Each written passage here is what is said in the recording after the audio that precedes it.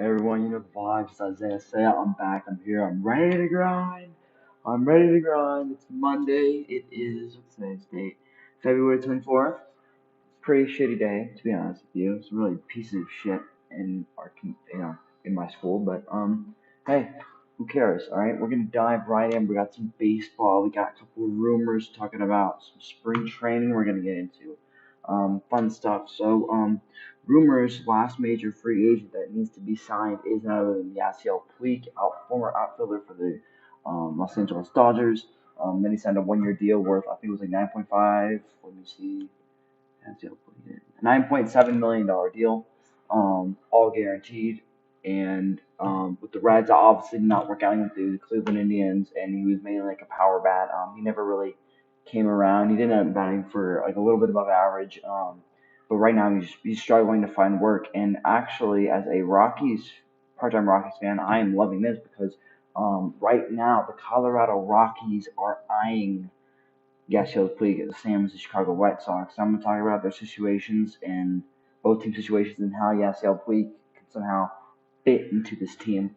We're going to start off with the Rockies. The outfield is really, we actually have a very loaded offensive unit, the Colorado Rockies. We got David Dahl, who was an all-star last year. I'm pretty sure he looked like top five in the National League doubles, above 300 average. I think he had a left abdominal tear. He did something to his leg towards the last month or so of the season, month and a half of the season. That was really devastating. He got carried off the field. But he's healthy. He's ready to go. So that left field position is good. Center field, that is probably where they can use Puig the most. Right now, Ian Desmond, my neighbor, was like literally right across the creek. I literally can see his house. He's a very nice guy. Um, he's getting older, and honestly, he is not that great as a starter necessarily. Like I could see him being a starter. I can actually see him yakking 30 home runs. But the fact is, like, you you don't want to see that. This is last year of his contract. I'm pretty sure. Um, honestly, like he strikes out a lot, high strikeout percentage. Doesn't really come in clutch a whole lot. I mean, there's just a whole lot of things and a lot more than I can explain. I can't really describe it, but like it's just he's not there anymore. He's slowly depreciating.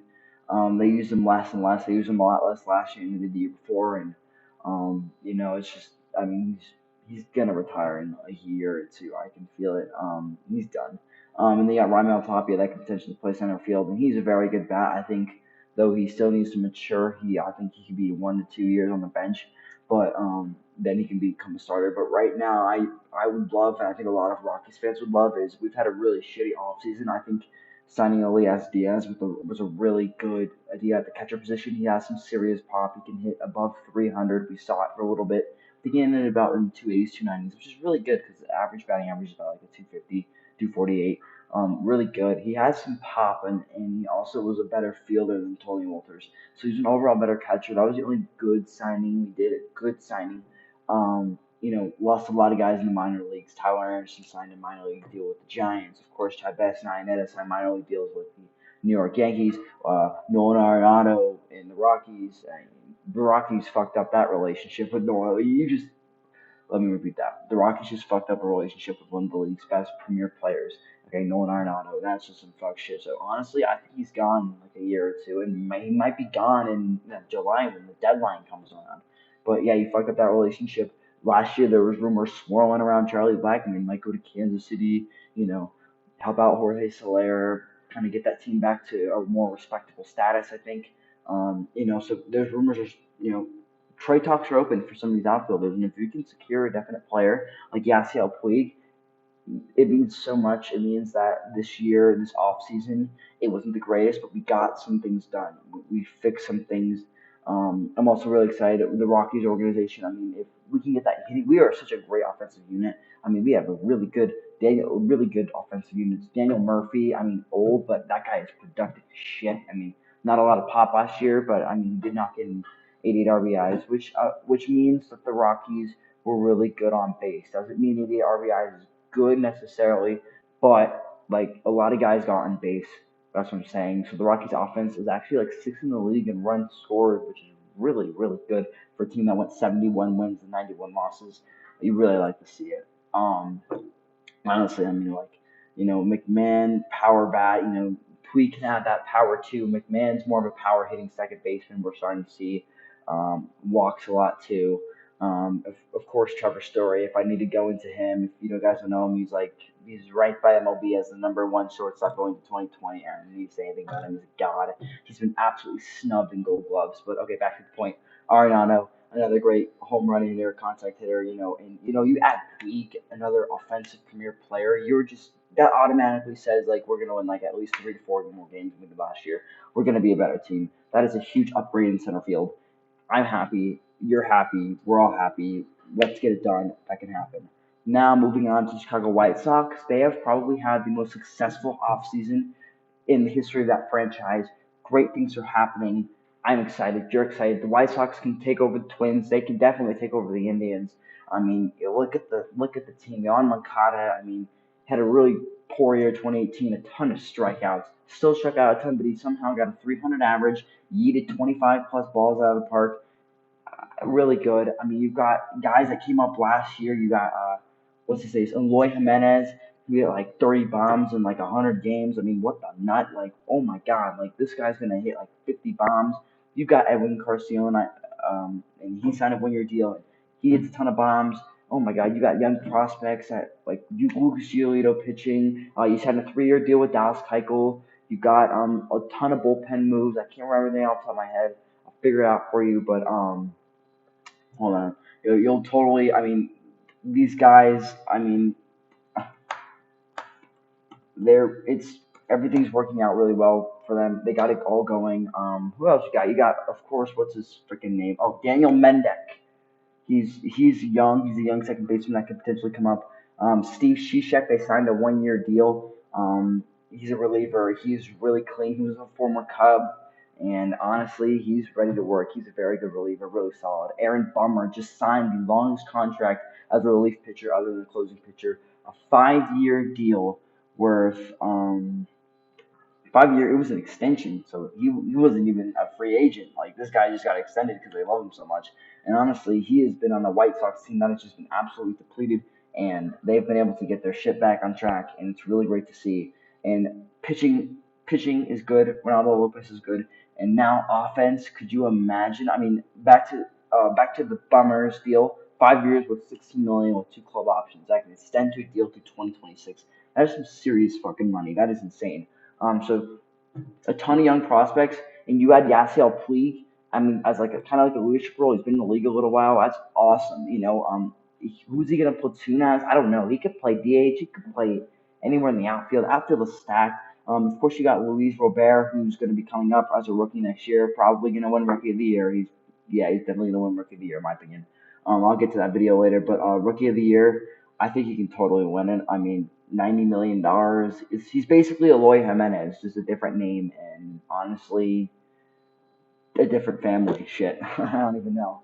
Like it's gonna be awesome, and they're all outfield. They got Nomar Mazara from the Rangers also playing outfield. I don't know what the fuck that deal was for. Like that made no sense. Like, what are you gonna add some depth? Like, are you kidding? You have Valerio Garcia that can steal 30 bags a year. You put him in as a backup, bro. Give him 300 at bats a season. That's automatically 30 stolen bags right there. That's just how it works. He's an absolute legend. This team has so much depth, and they can go so deep. Yasmani Grandal, they signed him, and honestly, like that, he could play DH, and honestly, so can Yasiel Puig. Yasiel Puig can really fit anywhere in this outfield. I think if he plays, he's not going to get that everyday role like he used to, which is kind of sad because you want to see him get a starting job somewhere.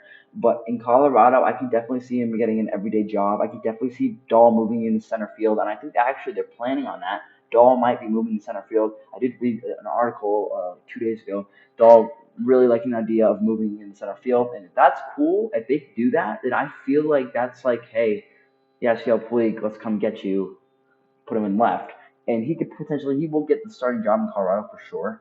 But in Chicago White Sox, they're just so stacked and loaded with prospects. I don't think he'll get a starting job. And honestly, the money, like the amount of money that the White Sox have, you know, invested in their players this offseason is just insane. So I mean, it's not like he's gonna get paid a lot. Like in 1 year, $9.7 million, he got paid by the Reds, and then obviously finished off the season with the Indians after the trade deadline. But yeah, like honestly, I mean, last year we saw a total downfall. The Cleveland Indians wanted Yasiel Puig to help them propel them to the playoffs. Yasiel Puig barely got a higher batting average. He didn't knock in. He didn't get on base as much. He didn't really hit bombs, which is like basically his job. Only Franmil Reyes. They also brought in Franmil Reyes from San Diego Padres, a massive power bat. He did really well, actually. He did really well. He prospered, but Yasiel Puig never really found his groove. And I think that's what teams that are trying to make a postseason berth. And I think the White Sox can do it. And they got a high risk in my opinion, low reward. I mean, like you can go lowest high reward with Yasiel Puig on the White Sox. I mean, you never know. Like he can really break out, but also he's expensive. He's kind of an expensive player. Like I could definitely see making some serious bank. Um, and honestly, if you do somehow in the White Sox organization, you put him as a starter. I mean, he does shit. Like what does that say about your team? Like another like a bad decision. Like the White Sox are known to have shitty like acquisitions, shitty pickups on players. Like in this offseason has been really good. You pick up Puig and he does shit, then like kind of reflects bad on you. But the Rockies, I feel like they have the best chance of actually getting him. John Heyman, I think, is who reported that on 358 Baseball. Pretty sure on Instagram. So look at that. So I'm excited. Um, yeah, more baseball surprising things. The Miami Marlins are 3-0 in preseason, and I know it's preseason, so everyone let's just chill the fuck out. It's preseason, all right? It's not like it's the actual thing, like the actual really regular season games. But hey, preseason. I mean, this is the future. There you go. Can the Marlins be potentially a good team in a couple of years? Yeah, I think they can. Right now, they're dead shit in the drain. My Orioles, another horrible organization, 1-2. Shout out to Brendan McDowell because the Phillies actually walked off the Orioles today. So shout out to you, buddy. Um, what else happened? I mean, Chicago Cubs are breaking out. I mean, they're just hammering, yanking balls everywhere. Wilson Contreras like a 450-foot bomb yesterday. Shout out to my Cubs fans. I know you're there. Yankees fans, you need to be happy, and Duhar's happy. He's in three at bats. He's back in the good. It's been a year, and he hit a bomb. Like, wow, you missed that. I know you missed that. The league misses it. I mean, this guy's a legend. He was totally snubbed out of American League Rookie of the Year by Shohei Ohtani, who I have totally respect for, but he didn't play as many games, and he's also a part-time pitcher. So, yeah. You know, Mets, I think they're playing really solid. I mean, the Red Sox are playing like dog shit. I mean, the pitching's been really solid. They really need to beef up because after David Price and, of course, Mookie Betts go over to LA, and then they pick up what's his face? Oh, God. Alex Verdugo. I mean, they lost. They need to fill in that starter role out. And they also gave away, what's his name? Uh, can't think of his name, but they gave up a pitcher to the Mets. Um, or oh, they gave a pitch to the Mets. I can't think of his name off the top of my head. Um, um, David. Damn it. It'll come to me. I don't think it might be David, but they have a couple of pitching rotation spots that are open, but and their pitching is really looking great, but their hitting is ass. And really, I mean, you'll see in my rankings, you'll see where I rank them, and honestly, they deserve to be where they are ranked. But yeah, I mean that's basically what's going on in the baseball world. I'm really excited to see where they're going to end up, where Yasiel Puig's going to end up. I'm excited. I'm so excited for opening day. I'm ready to rock. Opening day is going to be it's literally the greatest day of the year for me. I'm very excited. Usually, this year, if I'm like staying on top of it, I might just get an MLB subscription, post highlights and stuff. So about like baseball and stuff. So I'm really excited about that. Um, yeah, absolutely hyped. Um, that's gonna be fun. I love seeing the prospects just hitting balls out of the yard. I love seeing them play. It's fun. I want to see who's gonna come up. Maybe some guys can come up. Maybe on the Rockies especially. Maybe things can happen. On the Orioles, I mean, yeah, it's the fucking Orioles. Anything can happen. Goddamn. They can bring up anyone. I mean, they're in need of a shortstop, right? Second baseman right now.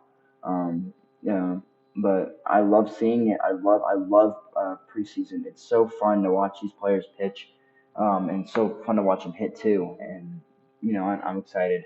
You're excited. And yeah. So yep, I say a sport talk. You know the vibes. This was about baseball. I'm gonna do a basketball one in about like 2 minutes. So stay tuned.